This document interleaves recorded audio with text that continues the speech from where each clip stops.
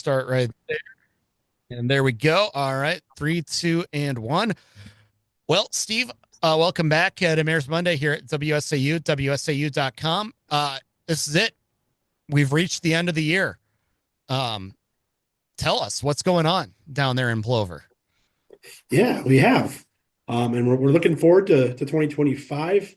We're finally seeing some orange barrels disappear, I think, which is positive down here. If you've been down the Plover, County Highway B was under construction the entire, from spring all the way through. There's still some work left to be done come early next year. I know our business community, and I'm sure many residents are very happy that for now the cones are all gone. My Indeed. understanding, the only cones that'll come back is for kind of single lane closures just in an area where they've got some street lighting to finish up, and they're gonna come back and do some paving on a path. But that was a big project. There's a county highway project that actually got some federal funding or state funding through the federal highway transportation bill. So a really nice improvement there. We added signals at Mecca Drive, kind of open that area up for some more development in the future and just kind of help traffic flow throughout that entire corridor. So a really nice project, but certainly a big one that we're happy to see get close to completion. We Yeah, also, absolutely. And the other big thing too this year was the budget. Of course, you were telling me you actually had some good news on the budget for residents down there in Plover. yeah, so for residents of Plover this year, the village's budget went up about a 0.5%, which on the rest of the tax bill was certainly the lowest of the other taxing entities this year. So yeah, we met our levy limit, so it's the maximum that we could have budgeted anyway, and it represented a 0.5% discount. So from the village into things, pretty status quo, not a whole lot of change, kind of business as usual from a budget perspective. We've got tonight our utility committee reviews both our water and wastewater utility budgets, which are separate from the general fund. As you know, no real significance there, no rate changes. So again, same kind of thing, status quo for village residents as it relates to the kind of costs associated with village processes. Yeah, and that's the news that everybody wants to hear that pays a tax bill. I've going on my fourth or fifth one now, and anytime that you can see just as little a gain as possible or everything staying as close to normal as it can be, that's really all you can ask for, especially if the services are there and they're getting handled.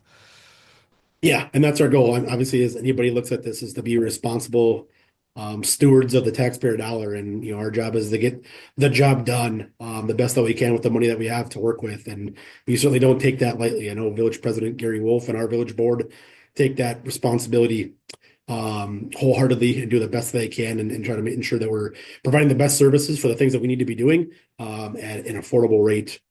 So yeah, it's nice that it ends up that way. Obviously, as we talked about a little bit with the public safety needs before the meeting here, we got some big projects on the docket coming forward that we're hoping to do, and we're hoping to get some feedback. So I'll put a little kind of pitch in for that again. We'll be holding multiple conversations, getting information out through multiple forms of media in the attempt to have our residents and business owners aware of what we need from our public safety perspective, building wise. We've got both a police department and fire department that were designed for significantly smaller workforces and different operations. Right, our PD was probably designed for about 10 to 12 employees, and it has served really well for a number of years. We're now at about 25 full-time employees over in that building. A lot of shared spaces, a lot of inadequate operations over there that we need to address. And same thing in the fire side of things. It was designed at that time, our fire department building. There was a chief and an assistant chief, and they're asked for all paid on call firefighters, meaning you showed up and a call went out. We've since added an ambulance service out of there. We've got folks that stay here 48 hours, 72 hours at a time. We don't have adequate living quarters, kitchen, kind of sleeping arrangements for them, and it's just time that we need to do that. So we'll be going throughout this year, holding multiple opportunities for people to hear about what we're talking about, give them a chance to provide input, so our board can make an informed decision on what's best for the village moving into the future. Yeah, and that's something that you don't want necessarily always want to be doing, but as you mentioned earlier, you're getting to a point where this building has you're looking at it and you're saying this isn't the most efficient way to be doing this. We are behind on a lot of things, policing, firefighting, has changed in the last 50 years or so. And at a certain point, you say, we've put enough duct tape on this. We've got to just do something else with it. And it seems like that's the point that you're at with this right now. It's exactly true. Yep. And I want to commend both our current chiefs and chiefs before them for really doing everything that they could to make the space they have work. They didn't come to us and say, we've got some inconveniences. Let's do something big now. It's we've done the best that we can, and there's just no other space to be able to add. And so yeah, we're at a point where we're in order to continue to be responsible to taxpayer funds, it's we're at a point where we need to make an investment. It's never a fun conversation to say we have a lot of money that we need to spend. But the citizens and business owners of Plover are, since I've been working here and being able to get to know people, they understand what responsible government is. And I feel that we've done that. And especially people before me, Dan Mahoney, Dan Schluter, Tom Davies, those folks, village presidents, past administrators have done a great job of that. That again, we're here to listen to folks, tell them what we need, but also completely understand if they're coming to us saying, yeah, that's not feasible, we'll have to come up with a different plan. But I do think that our community understands we've gone from 5,000 people when these buildings were really designed to 14,000 people in the village. We've also added a lot of coverage area for our fire department. We cover a lot more than just the village of Plover, a lot of townships that we cover and provide fire and EMS services for. So I think folks understand the need. And our goal is just to educate them on what we're looking to do. So then, as far as the open houses, we know you had one last week. You said you're planning some more early in 2025. Do you know exact dates on those yet? And do you have other ways that people can give feedback about this project as well? Yeah, so outside of the one on the 17th, we don't have a date set yet. Part of it will be kind of what kind of information and how much information we hear on the 17th to kind of see like, all right, what kind of information do we need to get in front of folks, if it's any different. But we'll want to wait till after the holidays, folks come back and settle back in, those that travel. They'll also be able to see stuff through our website. They are able to email us at the village if they don't want to come into the meetings or can't make it. Written comments will all be assembled and provided to the board. Very similar to how we did our ATV UTV ordinance discussion. We just compile it all in a database and everything's presented to them. Again, our goal is to be as transparent with our whole process. We try not to use social media a whole lot other than to simply just provide another opportunity to see it. So again, our goal is just to listen. Again, we got plenty of opportunities in-house, and also via email or phone call. You can just call in and let us know. We'll record that information as well. Something tells me that generally speaking, your voicemail box gets full with a lot of public comment. Yeah, I mean, it comes and goes. Again, I think we've done a good job. Our community is laid out pretty well. And we strive to do the core functions of local government and do those really well. And we stick true to that. And so I think we do a good job of running the services that people expect, and do that well. And we don't venture too far off of that course. So I would say I'm all right. I feel pretty good about the level of folks in my voicemail or in my email. Typically, they're pretty good. There can always be one or two more that says, hey, you guys did a great job on my street. It is super smooth, super easy to drive on. And I just thank you for it, though. You can always use more of those comments, right? Yeah, you can always use some of that. But and frankly, we do get those. I'm not going to lie. Especially this year, we've gotten a lot of positive feedback and a lot of different things. We switched up a little bit this year on our leaf and brush pickup. Mm-hmm. So it's always a really tough thing to guess as to when you can do it, right? You want to wait till the leaves are down, but you don't know when that's going to be. You want to get something in the newsletter so people know when it is. And this year we got to the date and we're like, yeah, there's not leaves down yet, not many. So we actually went out for a second round, which we've never done before. But we kind of heard feedback from folks that it's a really important service to them. So we were flexible. Our public works manager, Scott Clem, and his team did a fantastic job. We did 2 runs. The second run was awesome. We finally had a bunch of leaves down. We extended the hours at the yard waste site. And I think we definitely heard a lot of positive feedback, just appreciating the flexibility there.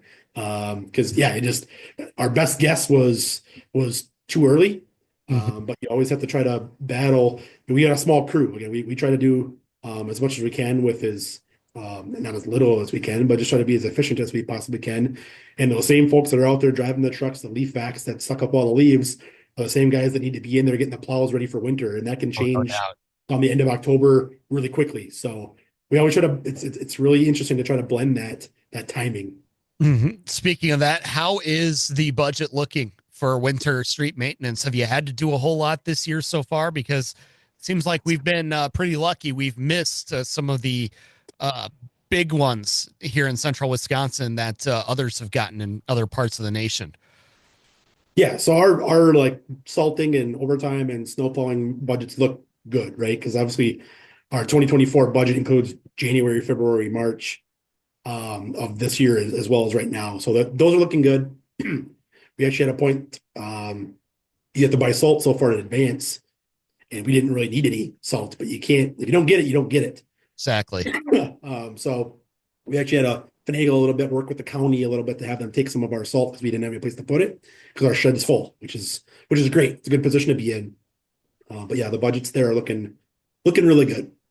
Absolutely. So then, as we just kind of put a wrap on 2024, what was the biggest accomplishment in Plover this year besides what you talked about earlier, which is being the responsible taxpayer stewards and making sure you kept up that core service? Yeah, I would say the highlight will be one of our park projects. I'll actually say two park projects because there's been a couple. Um, One is run through the village, so Lake Pacwa Park, where we did a lot of work a couple of years ago. We did what we referred to as phase three, so we added a large parking lot to accommodate the growing demand. It was all part of our original master plan, so we just keep chipping away at projects as we can handle them. So a big parking lot expansion. We are putting lighting around our entire walking path around Lake Pacwa. So that 23-acre lake will have lights around it. We'll also have it the ability to be able to, in the future, be able to hang maybe Christmas decorations around the lake and people can do a walk around there. We've also partnered with the Heart of Wisconsin Pickleball Association in building 12 pickleball courts on the south side of Lake Pacwa Park. So a really state-of-the-art facility down there, which is exciting.